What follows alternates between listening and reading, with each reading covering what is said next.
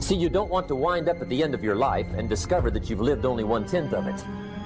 And the other 9/10 went down the drain. Not for lack of opportunity, for lack of information.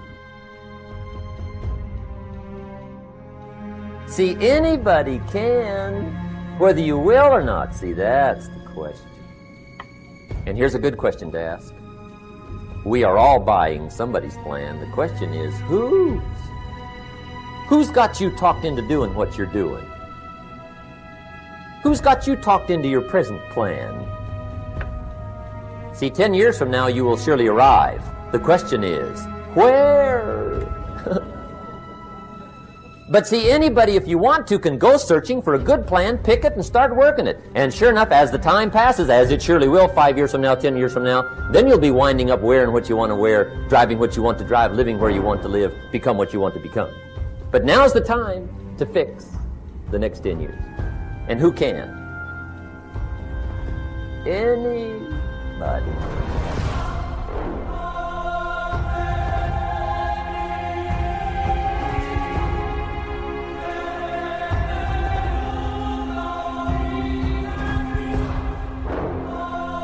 Today, my life changes.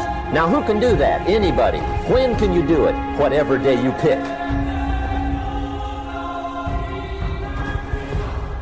Don't wish it was easier. Wish you were better.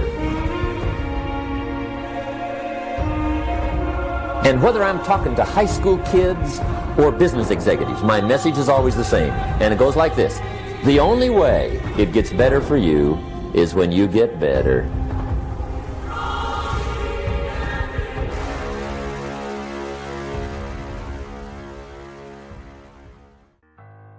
We take 2.5 hours on the weekend for the whole 10-year plan. We don't have time for that tonight. But let me get you started with a little simple formula Mr. Schoaf gave me. And maybe this will be helpful. First of all, I've divided goals into 2 parts. First is long range. Long range goals. That's your dreams. Your dreams for the next 3, 5, 10, 20, 30, 40 years. Actually, the rest of your life. Your dreams. You've got to keep dreaming. Ronald Reagan, president, said to the joint session of Congress a few weeks ago, the Republic is a dream. And if we don't keep dreaming, we will lose the Republic. Your better future is a dream for yourself and for your family. Where do you want to go? What do you want to do? What do you want to be? What do you want to see? You've got to dream dreams. There's a Bible phrase that says, without dreams and visions, people perish. You've got to have something to go for that inspires the heart and the soul. Dreams. From the children of Sanchez, it says, take the crumbs from starving soldiers, they won't die. Take the bread from hungry children, they won't cry. But without dreams, we all will die. You've got to dream. Don't lose your dreams. For yourself, for your future, for your family. The dreams of love and enterprise and travel and doing things. Becoming something unique on your journey here. Don't lose your dreams. Do some dreaming. That's long-range goals. You've got to have those. So that's number 1. Here's the second part of goals, short range. Short range goals. That's your goals for tomorrow, this week, this month, this year, the immediate future. We call these confidence builders. Because if you set up something short range, go for it, get it, latch onto it, work hard, accomplish it. That starts building your strong feelings to go for your dreams. Now, I've divided goals into 3 categories. Here they are. Number 1 is economic. That's your goals for money, income, business, profits, production. Economics. Make sure you've got your economics well planned. Economics plays a major role in everybody's life. Economics is major, which means it ought to be meticulously well planned for tomorrow, this week, this month, this year, long range. What if you asked somebody tomorrow if you could see their meticulously well-planned list of economic goals? What would they probably say? They'd say, you some kind of a nut? You must be weird. Hey, I found out what success is. Success is doing what the failures won't do. Make sure you've got your economics well planned. It'll put you in the top 5%.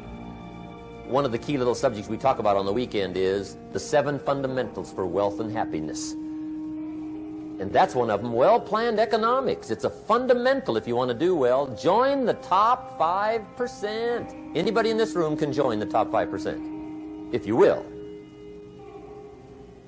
Okay. Now here's the second category of goals, things. Make a list of the things you want. And on my list of things, now I put everything. Little things as well as major things. Doesn't matter how small it is, it goes on my list. I used to just put major things, cars, homes. I don't do that anymore. I now load my list with everything. Everything. And the reason is, part of the fun of having a list is checking it off. That's it. Boy, at the end of the day, if you can go, got it, got it, got it, got it, got it, got it, whatever it is, right? You get into the habit. So load up your list, the things you want. Now, when you check off something major,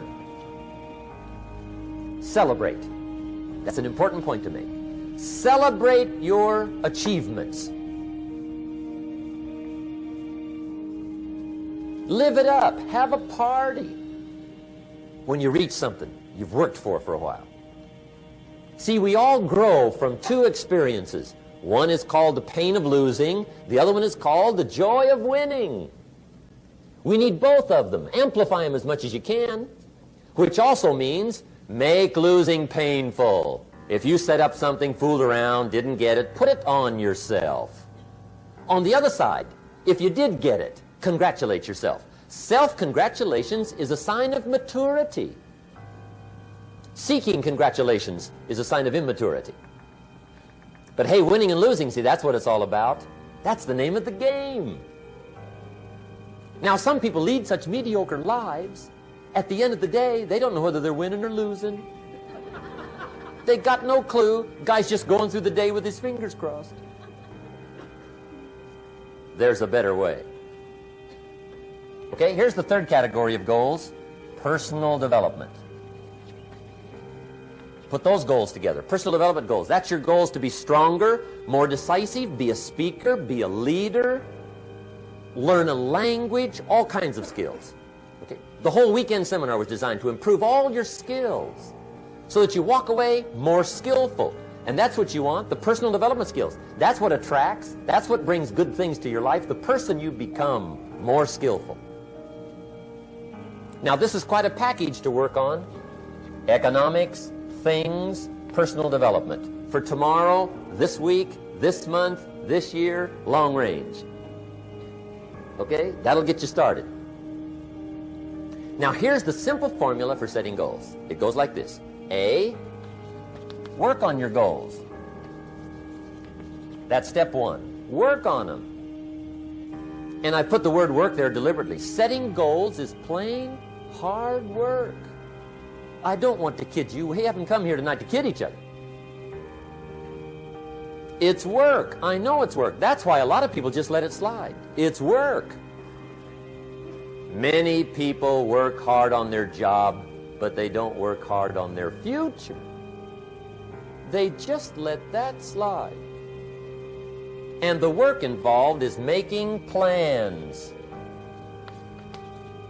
I know most people don't. I understand that, but don't let that be you. Guy says, well, yeah, you work where I work, but the time you struggle home, it's late. You got to eat a bite of supper, watch a little TV, get to bed. You can't sit up half the night. Plan, plan, plan. And the guys behind. Good worker, hard worker, sincere. But you got to be better than sincere, working hard. You got to be better than a good worker. You got to be a good planner. Somebody once wisely said, the people who fail to plan are planning to fail. Well said. So work on your goals. Here's step 2. Write your goals down. That's so important. I teach my staff around the world, put your goals in your journal. Because one of the major people you want to study is yourself. So here's the list of goals I put together 3 weeks ago. Here's the list of goals I put together 2 years ago. Here's some of the changes I made, rearrangement of my priorities. I scratched these off, I put these on, I've gotten these. Study your accomplishments, study what your desires are. Put them on paper, write them down. Here's another reason for writing your goals down. It shows you're serious about doing better. And to do better, you gotta get serious. You don't have to be grim, but you must be serious. Everybody hopes things will get better. Everybody hopes. Poor people hope. That ought to tell you something. It means the future does not get better by hope. It gets better by plan. I used to have the affliction called passive hope. It's an affliction. It's bad. Probably what's even worse than that is happy hope. Now that is really bad. That's bad. Happy hope. The guy's 50 and he's broke and he's still smiling. See, that's not good. So get serious about your goals. Put them on paper. Write them down. There's all kinds. His goals, her goals, their goals. Business goals, financial independence goals, family goals. I mean, there's so many things to work on this that if you don't get busy and work on it, sure enough, the time will pass. And sure enough, 5 years from now, you'll wind up where you don't want to be, wearing what you don't want to wear, driving what you don't want to drive, being what you don't want to be. Now's the time to fix it. Now, here's the third step to your goals. Check the size of your goals and the kinds of goals. How big they are, what kind they are, affects you. And here's one of the important phrases of the evening. Your goals are affecting you, whatever they are.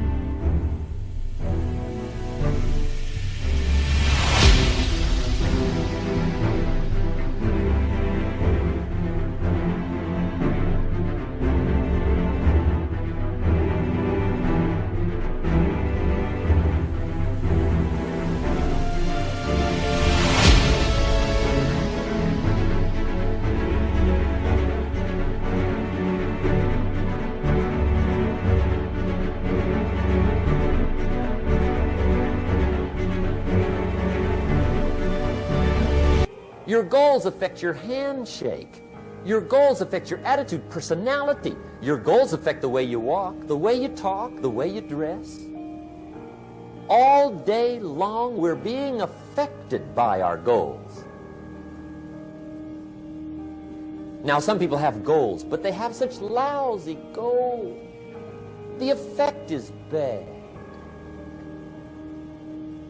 I asked a guy one time, what are your goals for this month? The guy said, look, if I could just scrape up enough money to pay these lousy bills. That was his goal. I'm not saying it isn't a goal. It's a goal, but it's such a lousy goal, the effect is bad. You don't jump out of bed on Monday morning and say, oh boy, another chance to go out and scrape up the money to pay my lousy bills. See, you don't do that. Usually you say, oh, not another Monday.